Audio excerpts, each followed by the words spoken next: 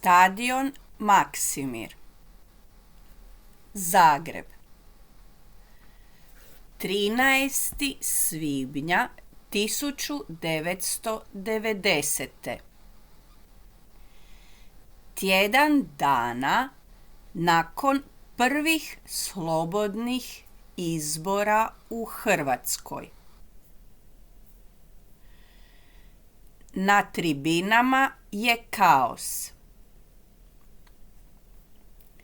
Navijači Crvene zvezde iz Beograda su probili ogradu. Ušli su u sektor gdje su bili domaći navijači. Policija nije reagirala. Bad Blue Boys, navijači Dinama, srušili su ogradu s druge strane i ušli na teren.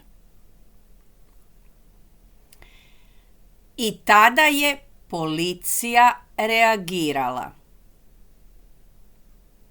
Ali ne prema gostima, već prema domaćinima. Na terenu je ostalo nekoliko Dinamovih igrača.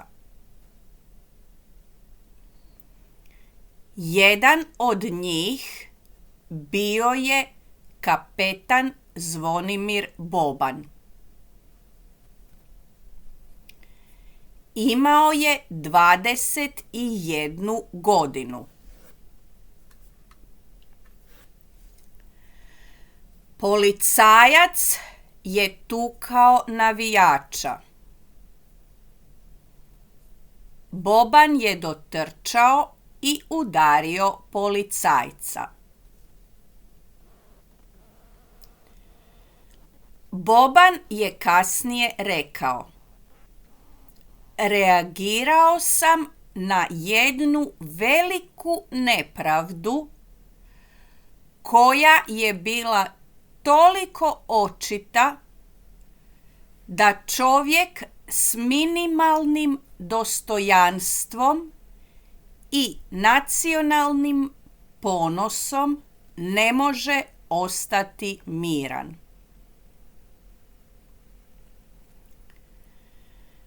Dobio je 6 mjeseci zabrane igranja.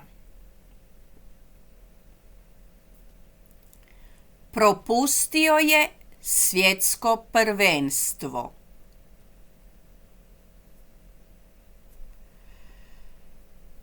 Zlatko Kranjčar, koji je taj dan bio na stadionu, 20 godina kasnije je rekao: taj dan dao je poticaj stvaranju Hrvatske države.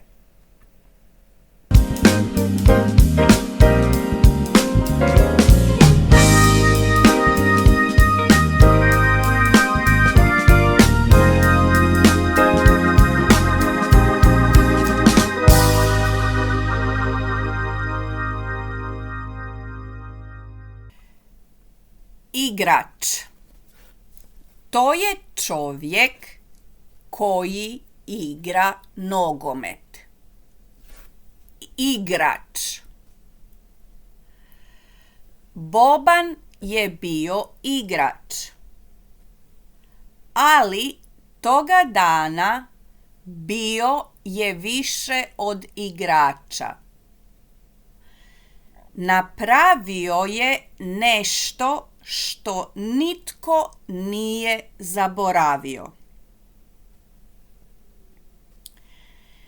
Ispred stadiona danas stoji ploča posvećena navijačima koji su dali život za Hrvatsku. Godinu dana nakon te utakmice mnogi navijači su otišli u rat. Nogomet je taj dan prestao biti samo igra.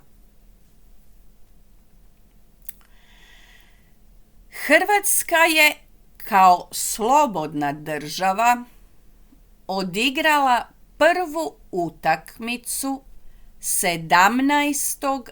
listopada 1990.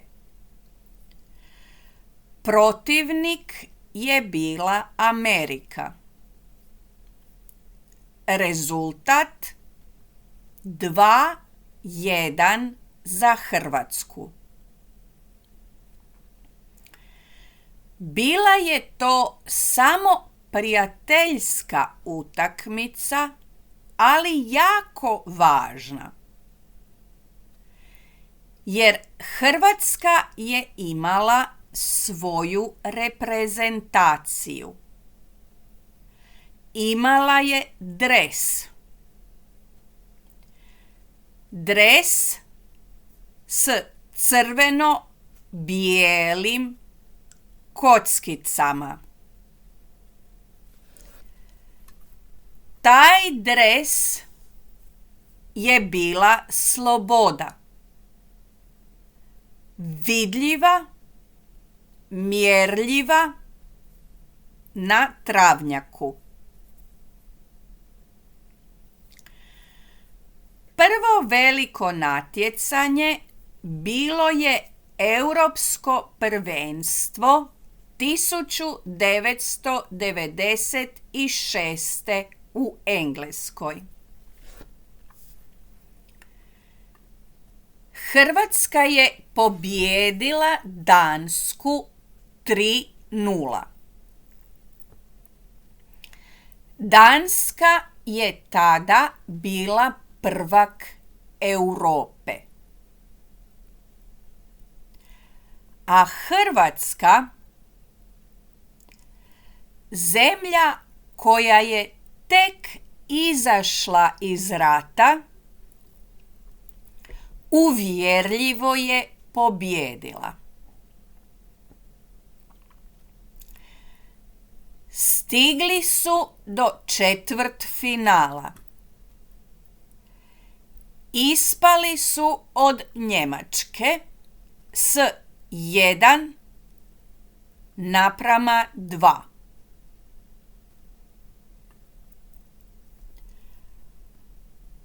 Ali to nije bio poraz.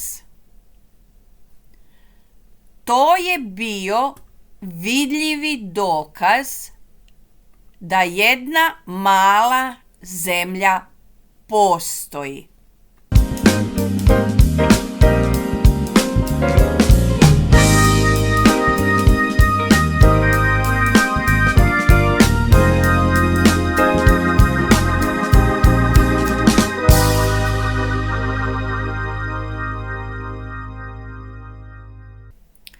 Dvije godine kasnije, 1998. bilo je svjetsko prvenstvo u Francuskoj. Davor Šuker, Zvonimir Boban,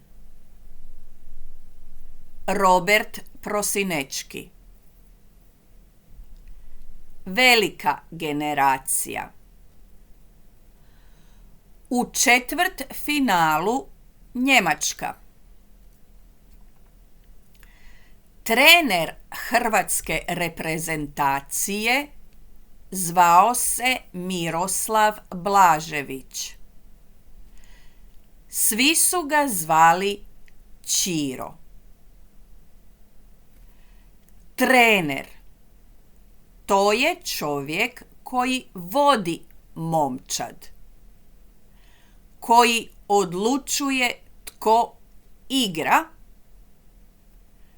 koji radi strategiju. Trener. Ćiro je bio trener koji je vjerovao u svoje igrače. I igrači su mu to vratili. Hrvatska je pobijedila Njemačku 3:0. U polufinalu je bila Francuska, domaćin i budući prvak. Hrvatska je vodila 1:0, ali na kraju je pobijedila Francuska sa 2:1. Treće mjesto za Hrvatsku. Bronca. Davor Šuker bio je prvi strijelac turnira. Dao je 6 golova. Gol. To je kada lopta uđe u mrežu. Gol. Davor Šuker je zabijao golove. 6 golova na jednom svjetskom prvenstvu. To je bilo nevjerojatno. Polufinale 1998. gledali su milijuni ljudi. Milijuni koji nikad prije nisu čuli za Hrvatsku. Ali tada su saznali: Hrvatska postoji. Hrvatska igra. Hrvatska pobjeđuje. Šuker je rekao: čar je u tome što mala zemlja može pobijediti veliku.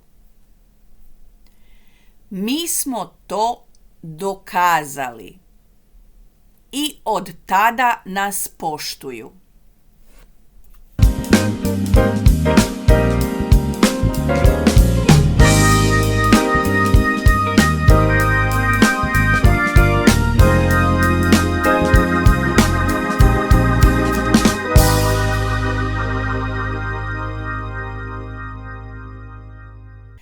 Sljedećih 20 godina Hrvatska je bila na gotovo svakom velikom natjecanju. A onda je došla 2018. godina. Rusija. Svjetsko prvenstvo. Kapetan se zvao Luka Modrić. Modrić je odrastao tijekom rata. Imao je 6 godina kada je počeo rat. Njegova obitelj morala je pobjeći iz svoje kuće. Bio je dijete izbjeglica. Odrastao je s malo toga, ali uvijek s loptom. U Rusiji je vodio Hrvatsku kroz teške utakmice. 3 utakmice s produžecima. 3 pobjede. Argentina, Rusija, Engleska. U finalu je bila Francuska. Hrvatska je izgubila 2:4. Ali dan poslije Zagreb. Više od 500.000 ljudi izašlo je na ulice. 500.000. To je više od broja stanovnika Zagreba. Došli su iz cijele Hrvatske. Došli su iz dijaspore. Svi zajedno.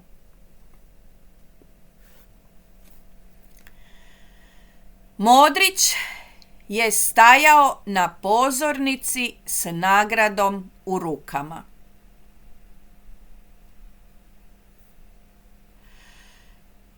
Četiri godine kasnije, Katar 2022.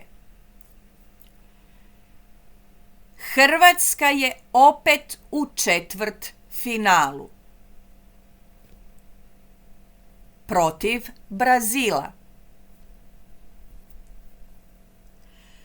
Brazil je favorit. Brazil je 5 puta bio prvak svijeta. Ali Hrvatska je pobijedila Brazil. 3. mjesto. Još jedna brončana medalja. Ukupno 13 velikih natjecanja. 2 bronce i 1 srebro na svjetskim prvenstvima.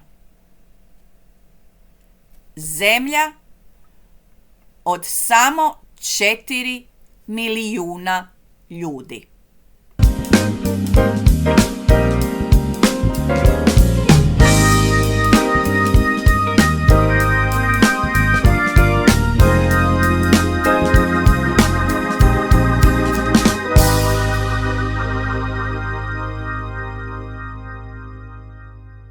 I sada, dok snimam ovu epizodu, Hrvatska je opet na svjetskom prvenstvu.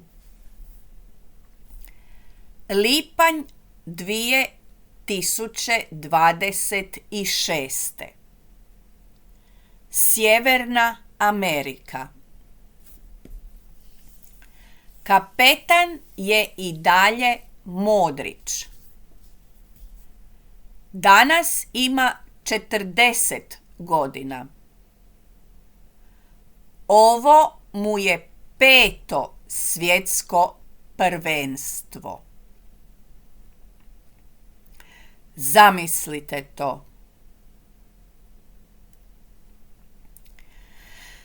Postoji riječ koja se koristi za takve igrače. Kaže se da su srce i duša momčadi. Jer bez Luke Modrića momčad ne igra i ne diše na isti način.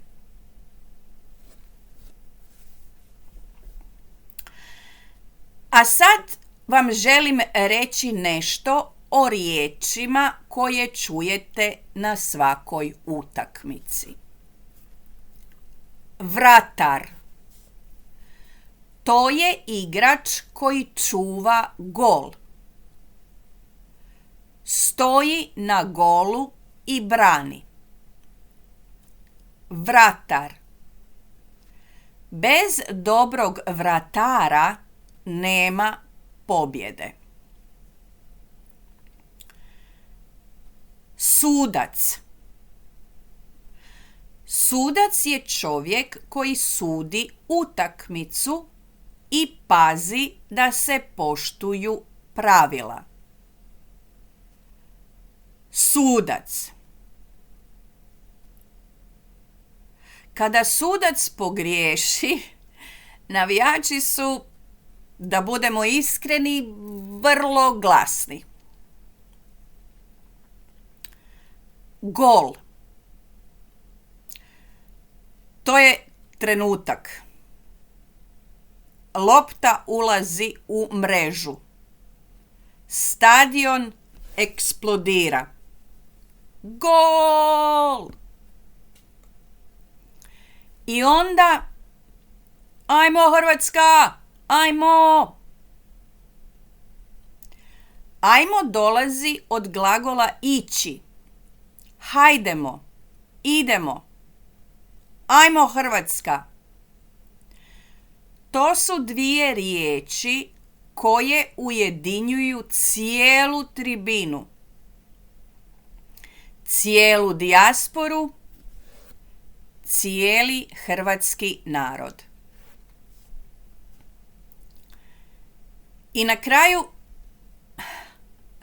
malo nas je, al nas ima. Malo nas je, al nas ima nije samo navijačka fraza. To je hrvatska filozofija. 4 milijuna ljudi. Mala zemlja. Al nas ima. Postojimo.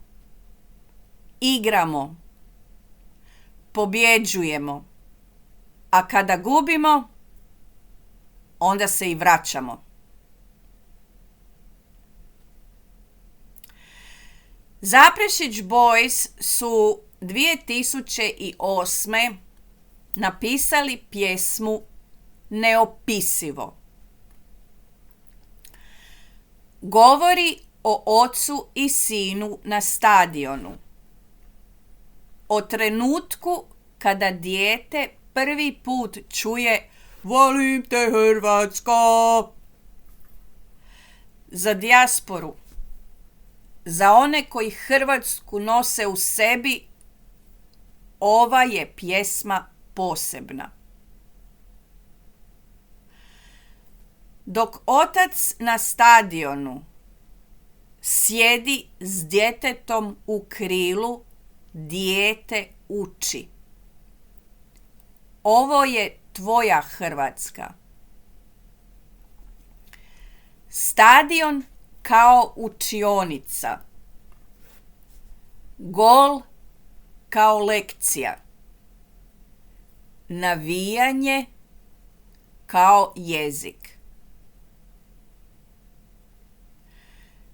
Neopisivo, naslov pjesme, neopisivo znači nešto što ne možeš opisati. Nešto što osjećaš, ali ne možeš objasniti. I možda je baš to razlog zašto je nogomet Hrvatima postao više od sporta. Jer postoje stvari za koje nema riječi.